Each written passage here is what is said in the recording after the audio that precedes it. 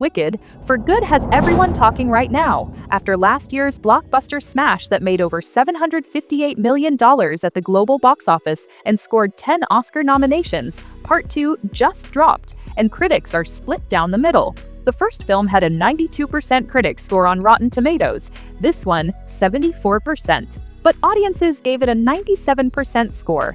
That is a massive gap between what critics think and what fans think. Some critics are calling it better than the first. Others are saying it is one of the biggest disappointments of the year. And right in the middle of all this drama, Ariana Grande is getting Oscar buzz for her performance as Glinda. Let me break down exactly what the critics are saying about Wicked.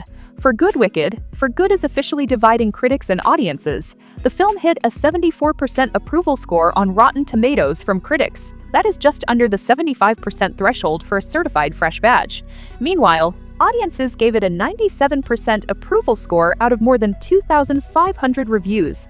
On Metacritic, the film scored 61 out of 100, which means generally favorable reviews. But that is lower than the first film, which had a 74. So what is causing this divide? Here is what is happening. Critics who loved the Broadway musical are saying the second act has always been weaker than the first. The most memorable songs are all in Act 1. Defying Gravity, Popular, all the bangers. Act 2 has fewer showstoppers, and that translates to the movie. David Rooney from The Hollywood Reporter praised the film. He said the investment in character, story, and sumptuous design more than compensates.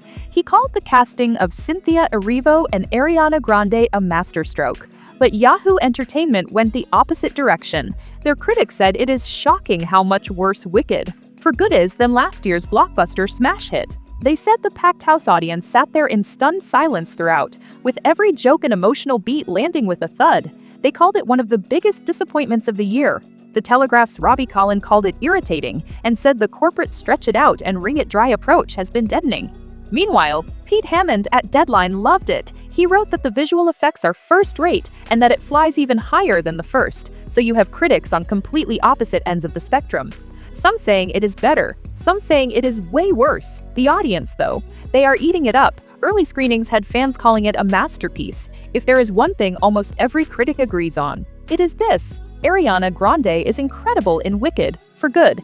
Her performance as Glinda is getting major Oscar buzz, and critics are saying she might actually have a shot at winning. David Rooney from The Hollywood Reporter wrote that Grande's conceded blonde bubblehead gains in stature, here as Glinda assumes statesman-like responsibility to spread goodness in Oz. While experiencing crushing romantic disappointment that humbles her and deflates her vanity, he said Grande has been acting since she was a kid, and her quiet moments of introspection, anxiety, or sadness show tender depths. Pete Hammond from Deadline said both Erivo and Grande could not be better. And in fact, Grande really gets a chance to shine here and runs away with the picture whenever she is on screen. The Daily Beast went even further. Their headline literally said, "Give Ariana Grande the Oscar now." They wrote that Grande gives the kind of astonishing acting performance, not just her impeccable singing, that will dominate just about every post-screening conversation ticket buyers have. They said she should start drafting that Oscar speech. Variety's senior artisans editor Jazz Tongkay said Cynthia Erivo is magnificent,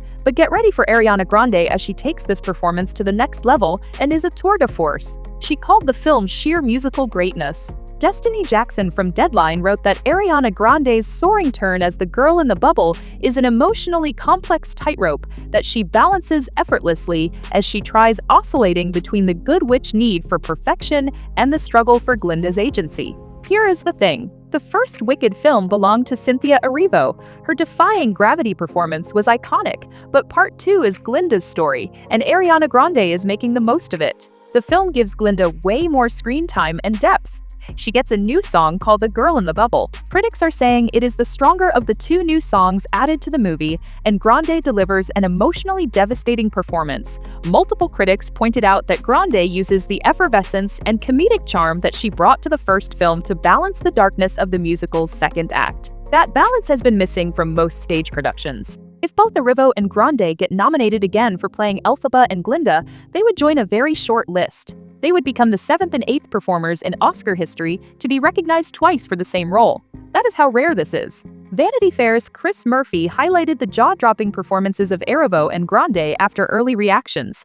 He called the film an epic and heartbreakingly tender conclusion to one of the most dynamic friendships in pop culture history. The current landscape of the supporting actress race reveals a genuine pathway for Grande to enter the thick of the conversation for her first Academy Award, and based on what critics are saying, she has a real shot. Do not get it twisted. Cynthia Erivo is still bringing it in Wicked, for good, even though this is more of Glinda's movie. Erivo's performance as Elphaba continues to blow people away. David Rooney from The Hollywood Reporter wrote that Erivo remains a powerhouse, with pipes that shake the heavens and a wellspring of unforced emotional intensity that never runs dry. Pete Hammond from Deadline said, Erivo's Elphaba remains the juiciest role, and she defines it with the mortality only movies can bring. Peter Bradshaw from The Guardian wrote, but what a performance from Erivo! It is genuinely moving when the prince has to convince Elphaba what we, the audience, have always known, that she is beautiful. The big Erivo moment in this film is No Good Deed. That is Elphaba's 11 o'clock number, and critics are saying it is a showstopper. Slant magazine called it a cinematic sensation. They said it is an excellent showcase for Erivo's powerhouse vocals and an impressive visual set piece. Awards Watch said No Good Deed is truly a showstopper. They praised it as an excellent showcase for Erivo's powerhouse vocals. But here is where things get interesting. While Erivo is still incredible, some critics are saying the material she is working with is not as strong as the first film. The new song she gets, No Place Like Home, is getting mixed reactions. Some critics called it cringe-inducing. It is a ballad sung among Oz banished CGI animals. Still, nobody is questioning Erivo's talent. The Irish Times said that through sheer insistence, Erivo and Grande almost pull it back together with a closing duet that makes a virtue of emotional incontinence. They said both performers deserve the bump in status they have received. IndieWire wrote that what holds these two films together is difficult to deny: the power and talent of leads Cynthia Erivo and Ariana Grande. They said both of their characters are firmly boxed into their roles in Oz. And yet, Erivo and Grande never feel so constrained, either when it comes to their heartbreaking acting work or their soaring lyrical stylings. If there is one moment in Wicked, for good, that is making critics lose it, it is the final duet between Elphaba and Glinda.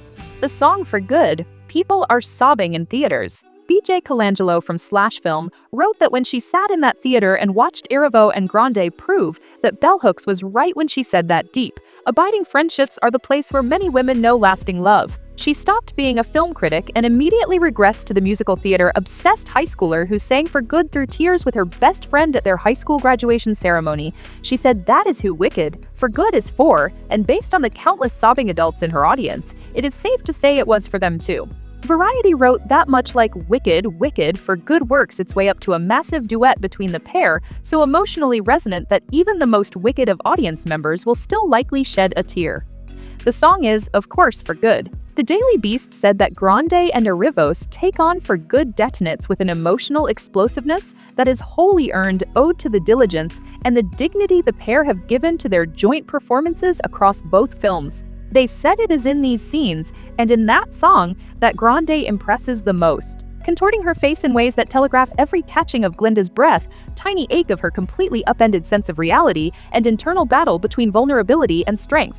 Jazz Tangke from Variety said John M. Chu is a genius in the way he brings this to a close. She said Elphaba and Glinda's stories are expanded and leave you with an emotional gut punch at the end. She sobbed hard. The film fixes a common complaint of the stage show. On Broadway, Elphaba and Glinda do not have as many scenes together in Act 2. The movie gives them more scenes and songs together in this final stretch. Critics are saying that makes the story feel like a robust tale unto itself. Variety's Peter D. Bruge wrote that one could argue the first film was the story of how Elphaba came to be empowered, while this one deals with Glinda's redemption, and yet neither half works without the full-hearted commitment of both parties. IndieWire said that Grande and Erivo work their way up to a massive duet, so emotionally resonant that even the most wicked of audience members will still likely shed a tear. Now let me get into the problems critics had with Wicked, For Good, because there are definitely issues. The biggest complaint, the runtime. Wicked, For Good is 2 hours and 18 minutes long. Combined with the first film that is nearly 5 hours total, the Broadway musical runs 2 hours and 45 minutes with a 15-minute intermission, so the movies are almost double the length of the stage show. IndieWire wrote that despite drawing out the combined running time of both films to nearly 5 hours, big questions still remain, and they will persist. The Los Angeles Times said that For Good is a worthwhile return to Oz. The extra scenes and rejiggered duets justify the running time, but they added, even if the 160-minute length of the first film remains unforgivable. Yahoo Entertainment said that Wicked, For Good lays bare that splitting the adaptation into two parts was an absolutely disastrous decision. They said it is so patently silly that it makes you wonder how and why Wicked became such a long-lasting phenomenon in the first place. The second major criticism: the tone is way darker than the first film. Parents need to be warned about this. Director Jean M. Chu said in December 2024 that the film will have a much darker tone compared to the first film. The Daily Beast wrote that, as is the case with the musical's Act 2, this sequel is markedly darker in tone and subject matter, perhaps jarringly so to those unfamiliar with the theatrical production. Parents, be warned. Rolling Stone said that having ended not just on a cliffhanger but the show's undisputed musical highlight, this continuation is now tasked with bringing the second half to the screen. Maybe burdened is a better verb here, given that Wicked's peaks come early. The third issue: the new songs are getting mixed reviews. The film adds 2 new songs. Erivo gets No Place Like Home. Grande gets The Girl in the Bubble. Critics are split on them. The Daily Beast called No Place Like Home a cringe-inducing ballad sung among Oz's banished CGI animals. They asked, have CGI animals ever looked good? Can we please stop this? But they praised The Girl in the Bubble. They said of For Good's 2 new songs, it is definitely the stronger one. It is a continuation of Glinda's devastating self-reflection. Rotten Tomatoes reported that the reception of the new songs written for the movie is mixed. Some critics loved them. Others thought they were even worse than the lack of songs in the second act of the stage show. Despite the criticisms, there are things Wicked, For Good does really well. The performances and the technical elements are getting praise across the board. Fresh Fiction's Courtney Howard said by leaps and bounds, Chu and company markedly improve upon the stage show. She praised the world building, the costumes, and the cinematography. BBC's Karen James wrote that this film is as slick and shiny as Glinda's lip gloss, but it may also be just what its many fans want. She said For Good has more life and death drama and is even more of a musical, with nearly back-to-back singing dancing set pieces. Bill Jabiri from Vulture wrote that Wicked, For Good is shorter than the first film, and while it might be a step back in terms of spectacle, it is a leap forward in subtlety and emotion. He said director Chu seems less interested in staging epic sequences and choreographing ambitious dance sequences, opting instead for an old-school intimacy with his musical numbers. Less West Side Story, more Meet Me in St. Louis. He added that this not only keeps Wicked, For Good from feeling like a rehash, but it also fills out the drama.